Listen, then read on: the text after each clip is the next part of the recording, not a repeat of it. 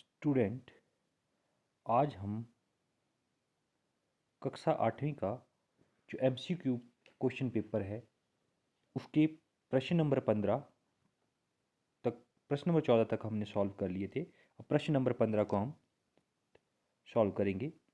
तो प्रश्न नंबर 15 है, इसमें से कौन सा सूत्र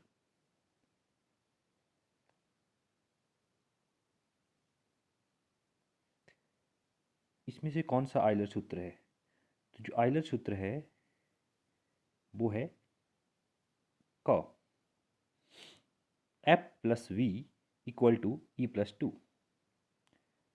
अगला जो प्रश्न है, वृत्त का क्षेत्रफल का सूत्र है। तो वृत्त का जो क्षेत्रफल है उसका जो सूत्र है वो है पाई आर स्क्वायर।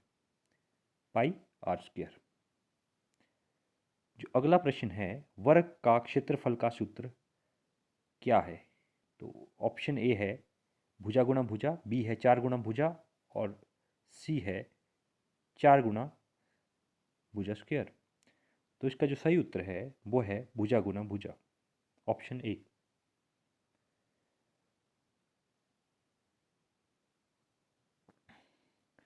अगला जो प्रश्न है, प्रश्न नंबर 18, वो है a की पावर 2 की पावर 0 तो किसके बराबर होता है? ए स्क्वायर, A1 या 0?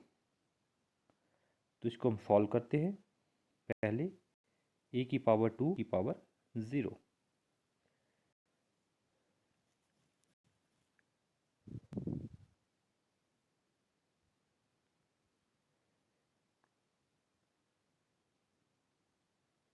a की पावर 2 की पावर 0। स्टूडेंट, हमने सूत्र पढ़ा है कि अगर शक्तियों के ऊपर शक्तियां हो तो शक्तियां गुणा हो जाती है। तो यहाँ पे बनेगा a 2 गुना 0, तो ये बन जाएगा a की पावर 0 जो कि 1 के बराबर होता है। तो हमारे जो प्रश्न है, प्रश्न नंबर 18, उसका जो उत्तर है वो है बी, ख 1। अगला जो प्रश्न है, ए की शक्ति m डॉट ए की शक्ति n, प्रश्न नंबर 19। तो ए की शक्ति m इंटू ए की शक्ति n किसके बराबर होता है? ऑप्शन ए है ए की शक्ति m minus n, option B है ए की शक्ति m प्लस n और ऑप्शन सी है ए की शक्ति m इंटू n। तो इसको भी सॉल्व करते हैं हम। तो ए की शक्ति m इंटू n, हमारे पास जो है प्रश्न ए की शक्ति m डॉट ए की शक्ति n। तो हमारे पास जो आधार है, यहाँ पे आधार है वो a है और जो शक्ति है वो m और n है। तो आधार जब बराबर होते हैं तो शक्ति जो होती है वो जमा हो जाती है। तो इसका बनेगा a की शक्ति m प्लस n। तो हमारा जो सही उत्तर है वो है a शक्ति m प्लस n जो कि b है। तो अगला हमारा क्वेश्चन नंबर 20 है, ए स्क्वेयर माइनस बी स्क्वेयर के गुणनखंड है। ए स्क्वेयर और माइनस बी स्क्वेयर ये एक फॉर्मूला है, सूत्र है। तो ए स्क्वेयर माइनस बी स्क्वेयर किसके बराबर होता है? तो ये होता है ए स्क्वेयर माइनस बी स्क्वेयर। तो ये होता है ए माइनस बी इंटू ए प्लस बी।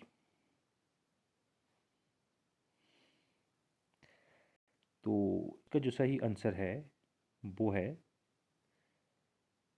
ए प्लस बी इंटू ए माइनस बी। इसको हम ऐसे भी चेक कर सकते हैं कि ए प्लस बी और ए माइनस बी होता है वो किसके बराबर होता है?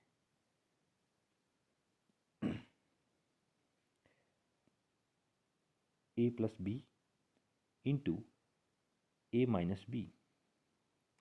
तो ए से ए को गुना कर लो, फिर ए से बी को गुना करो, फिर बी से ए को गुना करो, फिर बी से बी को गुना करो। तो जब ए से ए को गुना करते हैं तो हमारे पास बनता है ए स्क्वायर। जब ए से बी को गुना करते हैं तो ये बनता है ए माइनस बी, और बी से ए को गुना करते हैं तो हमारे पास बनता है बी ए और जो b से b को गुना करते हैं तो हमारे पास बनता है b स्क्वायर। तो यहाँ पे ए बी और बी ए कट हो जाता है, तो हमारे पास जो बचता है वो है ए स्क्वायर माइनस बी स्क्वायर। इसी तरह हम इस क्वेश्चन का आंसर निकाल सकते हैं। अगला प्रश्न है, तो इस तरह इसका आंसर ये है। तो अगला प्रश्न है 21वां, 36 के गुणनखंड। तो 36 के गुणनखंड बनाने हमने, तो 36 के गुणनखंड क्या होते हैं, तो हम गुणनखंड कैसे बनाते हैं।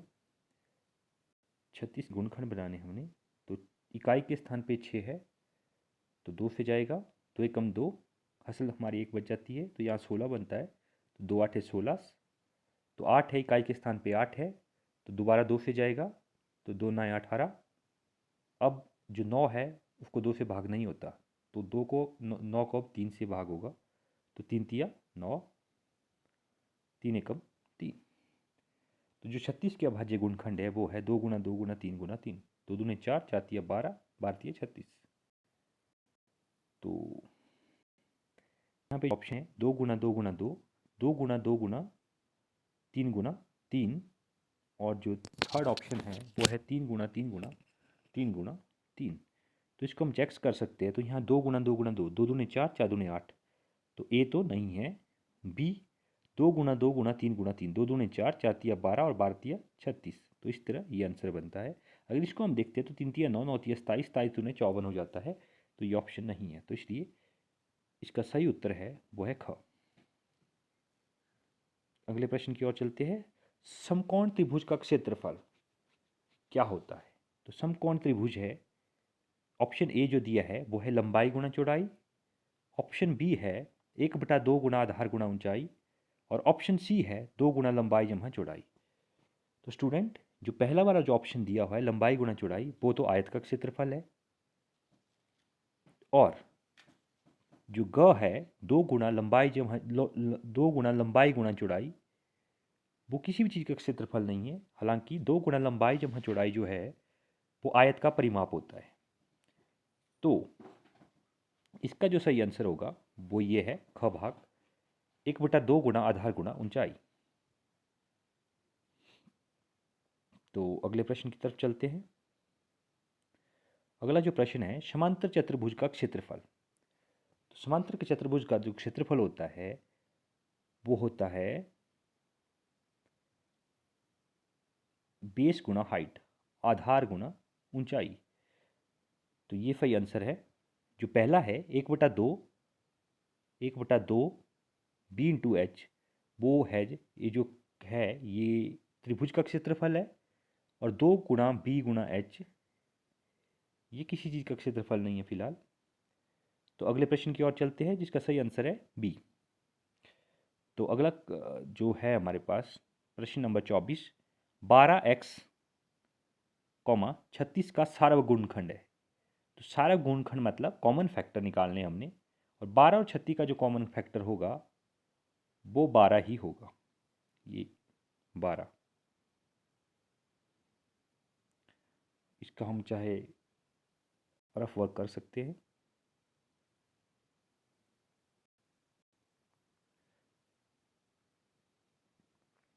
इसका रफ काम कर लेते हैं। 12 की जो गुणनखंड है 2 से जाएगा, 6 दूने 12, अगेन 2 से जाएगा, 3 दूने 6, अगेन 3 से जाएगा। तो इसके बन रहे हैं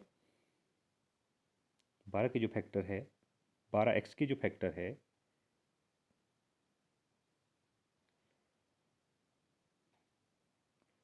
12x के जो फैक्टर है वो है 2 गुना 2 गुना 3 गुना x, और जो 36 की गुणनखंड है, तो 36 में 6 है इकाई के स्थान पे, तो 2 से जाएगा, 18 दूने 36 होता है। इसको ऐसे भी कर सकते हैं हम, 2 एकम 2, तो हर साल 1 बच जाती है, तो यहाँ 16 बन जाता है, तो 8 दूने 16, अगेन 2 से, 9 दूने 18, 3 से, 3 तिया 9, और अगेन 3 से।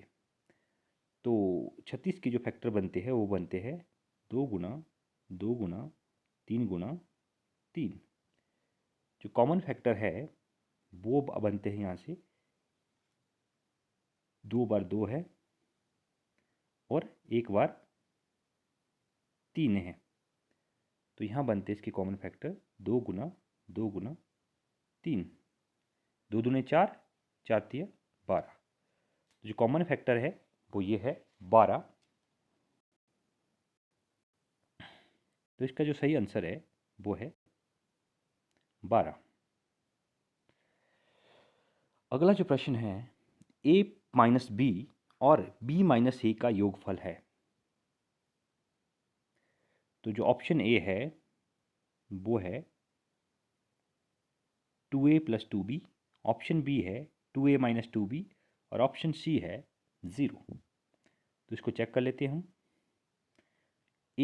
a माइनस बी और b माइनस ए का योगफल, तो इसको चेक कर लेते हैं।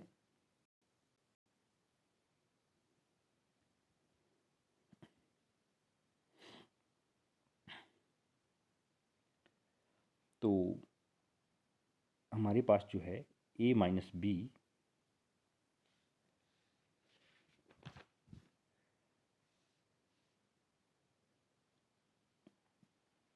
प्लस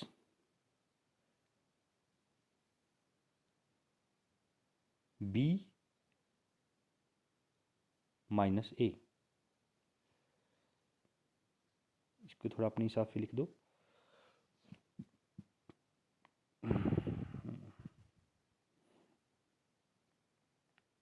तो ये बन जाता है ए से कैंसिल हो जाता है, बी से बी कैंसिल हो जाता है, तो 0 बच जाता है। इसको ऐसे भी देख सकते हैं a minus B plus B minus A. तो ए से ए कैंसिल हो गया, बी से बी कैंसिल हो गया, तो हमारे पास 0 बचता है। तो इसका जो सही आंसर है वो है 0।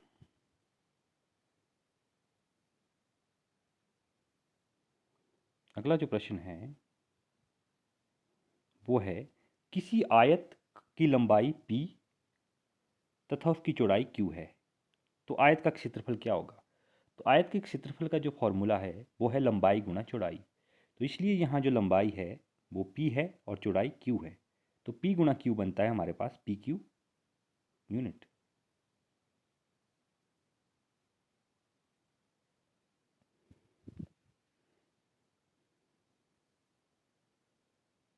अगला जो प्रश्न है -13 का गुणात्मक प्रतिलोम है। तो गुणात्मक प्रतिलोम निकालने से पहले हमें गुणात्मक प्रतिलोम के बारे में जानना होगा। तो आखिर गुणात्मक प्रतिलोम होता क्या है। तो गुणात्मक प्रतिलोम क्या होता है। गुणात्मक प्रतिलोम किसी संख्या का गुणात्मक प्रतिलोम है तो वो संख्या होती है अगर हम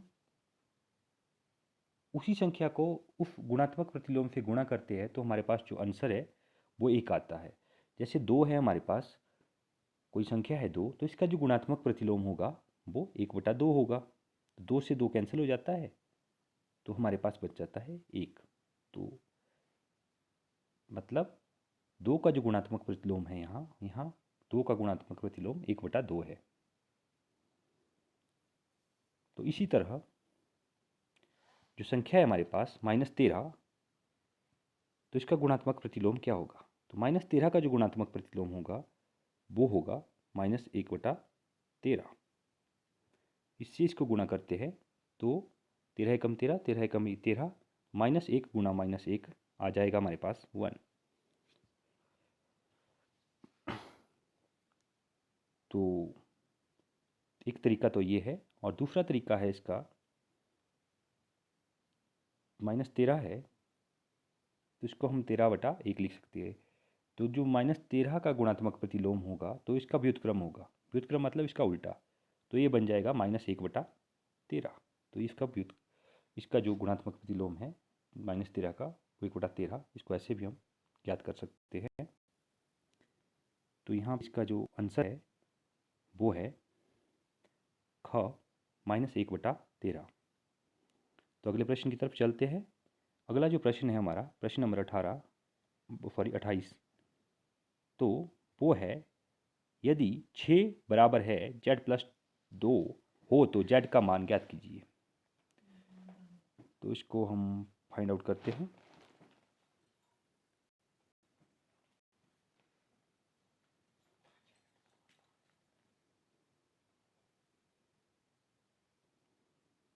तो हमारे पास जो संख्या है वो है 6 बराबर है z+2।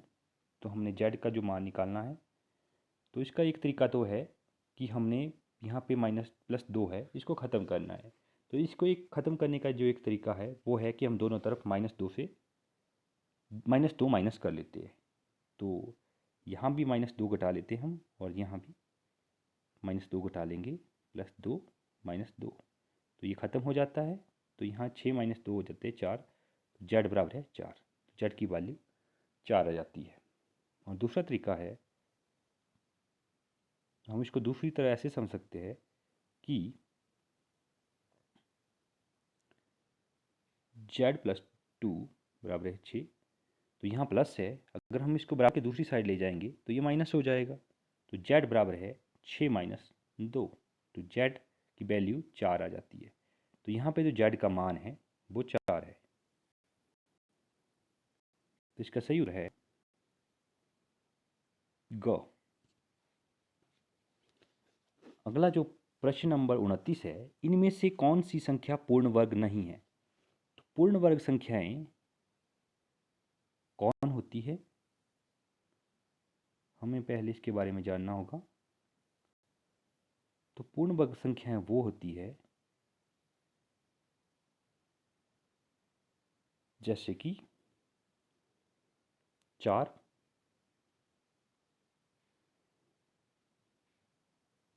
4, 6, सॉरी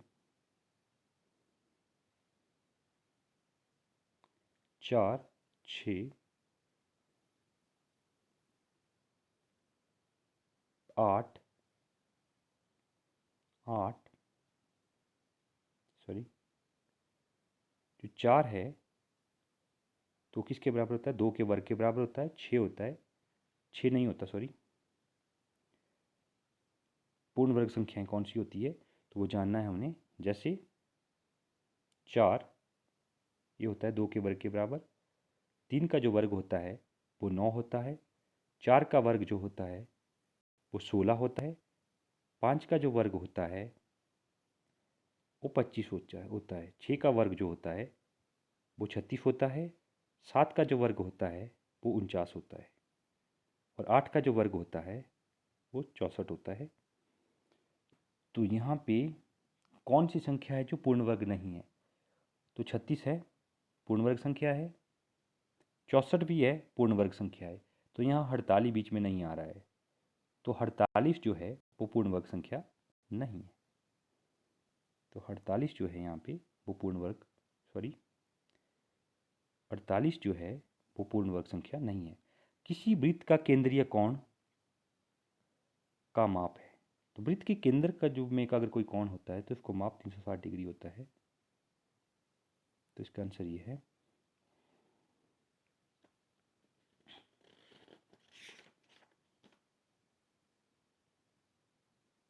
तो ये थे हमारे आज के जो क्वेश्चन थे। तो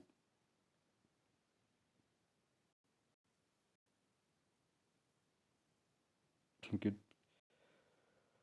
यू स्टूडेंट।